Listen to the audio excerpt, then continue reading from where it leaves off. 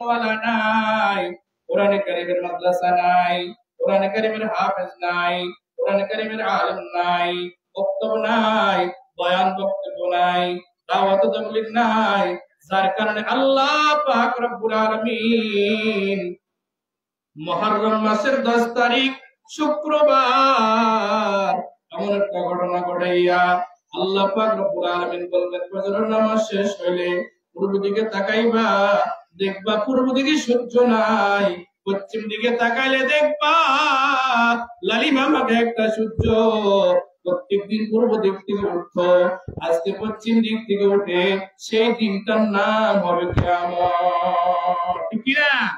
কি দিন হবে? কি দিন? কিয়ামত। কতক্ষণ পর্যন্ত হবে? যতক্ষণ পর্যন্ত এই পৃথিবীতে কোরআন থাকবে না ততক্ষণ পর্যন্ত হবে। যেদিন দেখবেন কোরআন নাই সেদিন এই ব্যবস্থা আসবে রে বাবা।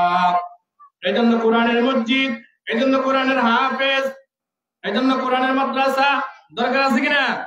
আল্লাহ পাক রব্বুল আলামিন বলেন, কোরআন এমন একটা জিনিস যার মধ্যে কোরআন আছে আর যার মধ্যে কোরআন নাই সে কশিন কালো এক সমান হইতে পারে না। যার মধ্যে কোরআন আছে তার কাছে মনে হয় একটা লাইট আছে, যার কাছে কোরআন নাই সে অন্ধকারে নিমজ্জিত। আল্লাহ পাক রব্বুল আলামিন কোরআনের শান মান, কোরআনের আজমত, কোরআনের মর্যাদা বুঝাতে যাইয়া আল্লাহ উপমা দিয়েছেন, ওমা ইয়াস্তাবিল আ'মা ওয়াল বাসীর। আল্লাহ পাক রব্বুল আলামিন বলেন, কোরআন আলা কোন চক্ষুওয়ালার মতো কোরআন নাই যে হলো অন্ধ। যার কোরআন আছে তার চক্ষু আছে, যার কোরআন নাই সে চোখ থাকার পরও অন্ধ। যার কাছে কোরআনের জ্ঞান আছে তার কাছে একটা লাইট আছে, লাইট। আল্লাহ পাক রব্বুল আলামিন অন্যত্র বলেন, ওয়ালাল যুলুমাতু ওয়ালান নূর। আলো আর অন্ধকার যেভাবে এক সমান হইতে পারে না, কোরআনের জ্ঞান যার কাছে আছে আর কোরআনের জ্ঞান যার কাছে নাই সে কশিন কালো এক সমান হইতে পারে না। মনে করেন বাবারে, এখান থেকে 4-5 জন মানুষ আজকা বাজারে গেল বাজার সদাই করার জন্য। একজনের হাতে লাইট আছে আর বাকি আমাদের কাছে লাইট নাই। রাত্র বড় গভীর অন্ধকার।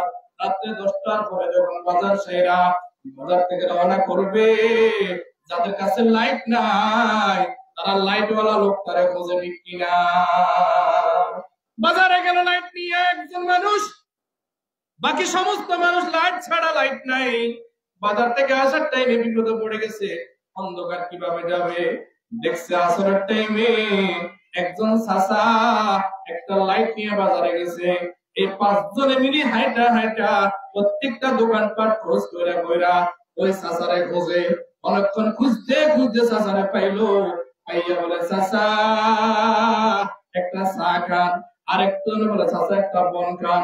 বলে, কেন রে বাবা, তোরা কেন হঠাৎ করে আমার চা খাওয়াস, হঠাৎ করে কেন আমার বন খাওয়াস? বলে, চাচা আপনি বড় বুদ্ধিমান, আপনি বড় চালাক মানুষ, বাড়ি থেকে আসার টাইমে লাইট নিয়ে আসছেন। আমরা তো বাবা তাড়াতাড়ি চলে আসছি, লাইট নিয়ে আসতে পারি নাই, যার কারণে আমরা আপনার কাছে ঠেকা পড়ে গেলাম গো চাচা। এখন বাড়িতে যাইতে হইলে আপনার লাইটের আলো ছাড়া আমরা বাড়িতে যাইতে পারবো না, ঠিক কিনা? আল্লাহ পাক রব্বুল আলামিন কোরআন ওয়ালাদেরকে এইজন্য বলেন, ওয়ালাল যুলুমাতু ওয়ালান নূর ওয়ালাল যিল্লু ওয়ালাল হারুর ওয়ালাল আহইয়া ওয়ালাল আমওয়াত। কোরআন ওয়ালা আর কোরআন নাই ওয়ালার উদাহরণ আল্লাহ পাক দিয়েছেন। আলো অন্ধকার যেভাবে এক সমান হইতে পারে না, মুর্দা জিন্দা যেভাবে এক সমান হইতে পারে না, ছায়ার বাস্তব যেভাবে এক সমান হইতে পারে না, চক্ষুওয়ালার চক্ষু যেভাবে এক সমান হইতে পারে না। যার কাছে কোরআন আছে রে বাবা, যার কাছে কোরআন নাই সে কোনোদিন এক সমান হইতে পারে না, ঠিক কিনা? এজন্য আল্লাহর হাবিব সাল্লাল্লাহু আলাইহি ওয়াসাল্লাম বলেছেন, খায়রুকুম মান তাআল্লামাল কুরআনা ওয়া আল্লামা। ও এলাকার মানুষ, ও শূন্যস্থানের মানুষ, তোমাদের মধ্যে সর্বোত্তম ওই ব্যক্তি যে কোরআন শরীফ শিখে আর শিখায়। ওই ব্যক্তি সর্বোত্তম নয় যে হাট্টি মাটি শিখায়, যে স্কুলে নাচ গান শিখায়, যে স্কুলে আড্ডা শিখায়, স্কুলে যাত্রা শিখায়, অথচ মাদ্রাসাগুলি ছোট ছোট বাচ্চাদেরকে শিখায় মাসআলা, ওযু করার তরিকা, ওযুতে নিয়ত করা সুন্নাত, কালিমে তাইয়্যিবা, কালিমে শাহাদাত, জানাজার নামাজ, ঈদের নামাজ, জুমার নামাজ, ফরজ গোসল, ফরজগুলি, ওয়াজিবাতগুলি, নফলগুলি, সুন্নতগুলি এমন ভাবে শিখে রে বাবা, দেখবেন আমাদের সমাজের 10-12 বছর 14 বছরের একটা বাচ্চা ঈদের নামাজ পড়ানোর নিয়মটা সুন্দর করে জানে, জুমার নামাজ পড়ানোর নিয়মটা সুন্দর করে জানে। মাঝে মধ্যে আপনাদের এলাকাতে দেখবেন একজন মুর্দা, একজন মাইয়ে যখন মারা গেছে, তার 12 বছর 14 বছরের নাতি এসে দাঁড়িয়ে বলে, ইমাম সাহেব, উনি আমার দাদা, উনি আমার নানা, আপনি আমাদের মহল্লার ইমাম সাহেব, ঠিক আছে, আপনি জানাজা পড়ানোর দায়িত্ব হকদার, ঠিক আছে, তবে আমি আমার নানা হিসাবে, দাদা হিসাবে এই জানাজাটা আমি পড়াবো, ঠিক কিনা? পড়াই না? অনেক এলাকার ছোট ছোট 12-14 বছরের মাসুম বাচ্চারা, যাদের উপরে এখনো পরিপূর্ণ শরীয়ত অর্পিত হয় নাই, সুন্দরভাবে জানাজার নামাজ পড়াইতে পারে, অথচ এই মুরব্বির একজন ছেলে আছে মাস্টার ডিগ্রি কমপ্লিট করার, বাবা পিএইচডি করা, এমবিবিএস করা, কিন্তু বাবার জানাজার নামাজটা কেমনে পড়তে হয় জানে না, জানাজার নামাজের তৃতীয় তাকবীরে কোন দোয়াটা পড়তে হয় এটাও জানে না। এজন্য আমার ভাইয়েরা, আমরা এখন দেখতে পেয়েছি সুন্নাত নুরুল হক জামা মসজিদের পাশাপাশি নূরে মদিনা নুরানি মডেল মাদ্রাসা নামে একটা মাদ্রাসা হয়েছে। বলেন আপনারা খুশি না বেজার? যদি খুশি থাকেন রে বাবা, 1 নম্বর কাজ যেটা করতে হবে, 1 নম্বর সহযোগিতা যেটা করতে হবে রে বাবা, প্রতিটি ঘর থেকে 1-2টা করে ছেলে মেয়েকে আগে মাদ্রাসায় ভর্তি করিয়ে দিতে হবে। এটা হলো আপনার 1 নম্বরের সহযোগিতা। আপনি 60 বছরের দাদা, 60 বছরের নানা, দেখবেন আপনার 8 বছর 9 বছরের নাতির কাছে ধরা পড়ে যাবেন।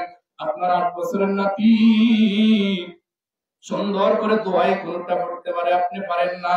আপনার 7 বছরের নাতি আত্তাহিয়াত সুন্দর করে পড়তে পারে, আপনি জানেন না। আপনার 7 বছরের নাতি দোয়ায়ে মাসুরা পড়তে জানে, আপনি জানেন না। 2 রাকাত নামাজের 60টি মাসালা কত সুন্দর করে বলে দেন, আপনি জানেন না। ও আমার বাবারা, ও আমার ভাইরা, ও আমার মুরব্বিরা, আপনারা যদি বুঝে থাকেন, আপনারা যদি জেনে থাকেন, যাদের ছেলে মেয়েরা স্কুলে আছে তাদের ছেলে মেয়ের সাথে আর মাদ্রাসার ছেলে মেয়ের সাথে একটু তুলনা করে দেখবেন, মাদ্রাসাতে বাস্তব সত্য কথা শেখানো হয়, নবীর দ্বীন শেখানো হয়, কোরআন শেখানো হয়, হাদিস শেখানো হয়, আর স্কুলগুলিতে মিথ্যা কথা শেখানো হয়। দেখবেন স্কুলের ছেলে মেয়েরা একটা কবিতা পাঠ করে, আর টিমা টিম টিম তারা মাঠে পাড়ে ডিম, তাদের খাড়া দুটো শিং। শুনছেন আপনারা? দেখবেন স্কুলের ছেলে মেয়েরা কবিতাটা পাঠ করে, আর টিমা টিম টিম তারা তাদের খাড়া দুটো শিং, তারা মাঠে পাড়ে ডিম। বাস্তবতার সাথে মিলিয়ে দেখলে দেখবেন একেবারে মিথ্যা কথা।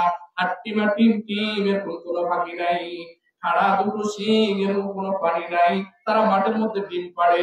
বোঝা গেল স্কুলে বাস্তব একটা মিথ্যা কথা শেখায়, আর আমাদের মাদ্রাসাতে শেখায় আশহাদু আল্লা ইলাহা ইল্লাল্লাহু ওয়া আশহাদু আন্না মুহাম্মাদান আবদুহু ওয়া রাসূলুহু। আমি সাক্ষ্য দিতেছি যে আল্লাহ তাআলা ছাড়া অন্য কোন ইবাদতের মালিক আর কেউ নেই।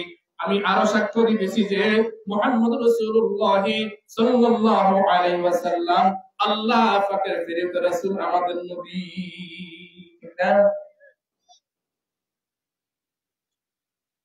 সম্মানিত উপস্থিতি, ভাঙ্গা গলা নিয়ে মাগরিবের পর থেকে আপনাদের সামনে কোরআন হাদিসের আলোকে যতটুকু আলোচনা করেছি, আল্লাহ পাক রব্বুল আলামিন আমাদের সকলকে, আমাকে সহ এই আলোচনাগুলোর উপর আমল করার তৌফিক দান করুন।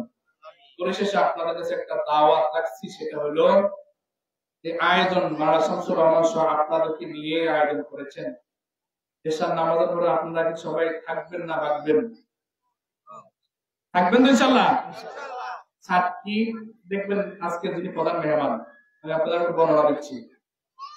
দেখতে শুনতে একদম সাদা সিধা, একদম সাদা সিধা একজন মানুষ, হক্কানি বড় একজন বুজুর্গ, একজন আল্লাহ ওয়ালা, একজন পীর সাহেবের খলিফা, খেলাফত তত্ত্ব পীর কামেল যখন আলোচনা বসবো আর স্বাভাবিক নোয়াখালীর ভাষায় আপনাদেরকে নিয়ে আলোচনা করব, তখন বুঝবেন তার ভিতরে কি আছে।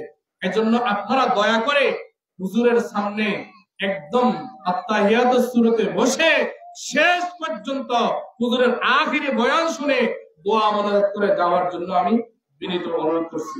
ওয়া আখিরু দাওয়ানা আলহামদুলিল্লাহি রাব্বিল আলামিন। আসসালামু আলাইকুম ওয়া রাহমাতুল্লাহ।